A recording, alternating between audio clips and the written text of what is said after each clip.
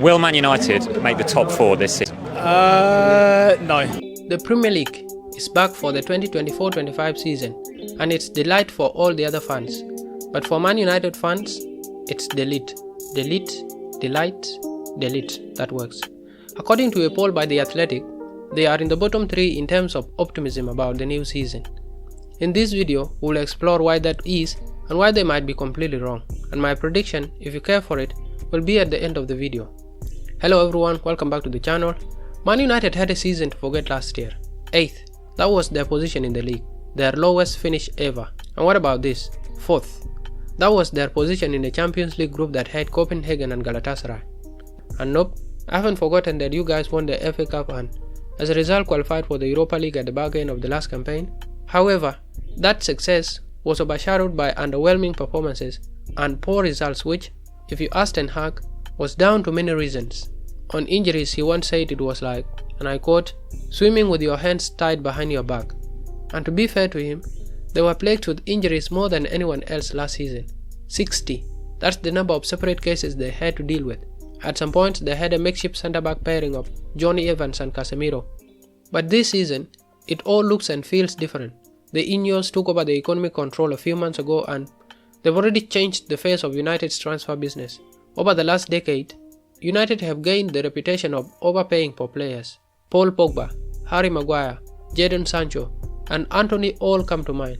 And I'm not saying these are bad players. What I am saying is that the transfers have not worked out as expected. But there seems to be a clear recruitment policy in place right now. Donny van de Beek, Aaron Wan-Bissaka, and Anthony Martial have all left the club this transfer window, which is healthy for their wage bill. In came Leny Yoro, who, I'm not going to pretend I know much of. I don't follow the French league as much as the Premier League, but history tells us that defenders who transition from Liga to the Premier League generally do well. He looks like a huge talent, and you have to have Real Madrid pursue your services, which was all over the media, until, out of nowhere, United just came in and surprised everybody, Yoro included.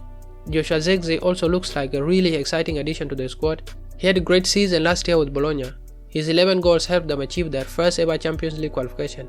I think it will be interesting to see where Ten Hag play him.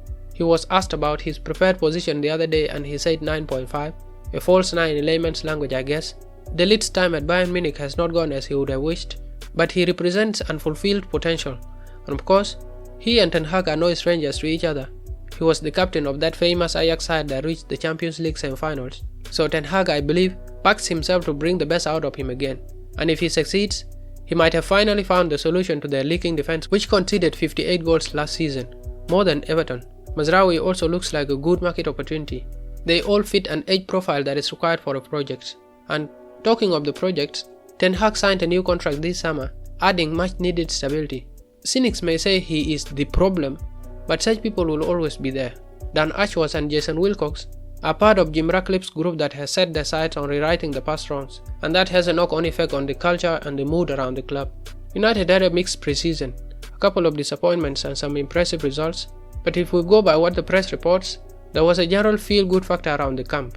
We do need to be careful though, not to read too much into preseason friendlies, because that's what they literally are, friendlies.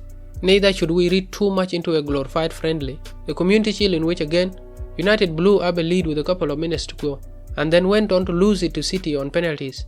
And if you are still super pessimistic about the transfers and the new structure and the manager's stability, then here's what might excite you.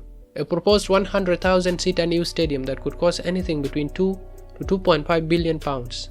Of course, all of that, good transfer business, culture and all the good stuff we've talked about, has to translate to performances and results on the pitch. And even that requires a little more than just a feel-good factor. There are a few things that underpin the results. They'll have to be fortunate with injuries this time, which doesn't look like it. And it's concerning, I must say. Leny Yoro is already set for a lengthy absence. Højlund and Luke Shaw will miss the opening match with injuries. Apparently Luke Shaw got injured in the shower. That was a stupid job. It also helps that the other teams around them, Chelsea, Spurs and Liverpool, are either in transition or are just so unpredictable. So United improving on their 8th finish remains very much within reach. Back to the point I made at the beginning of the video, contrary to what a lot of people think, I do think that United will actually get at least a Champions League qualification this time. It will be interesting to know what United fans themselves think about that. Overall, it's a great time for the GGMU guys, and I don't see a reason why anyone should be skeptical about them. They may not challenge for the title this season, but it's worth remembering that this is a major rebuild, and that requires time and patience. That's all for today. I want my Man United fans, and indeed any football fan, to meet me in the comment section. We do have a meeting over there. Bye for now, and I'll see you in the next one. Peace.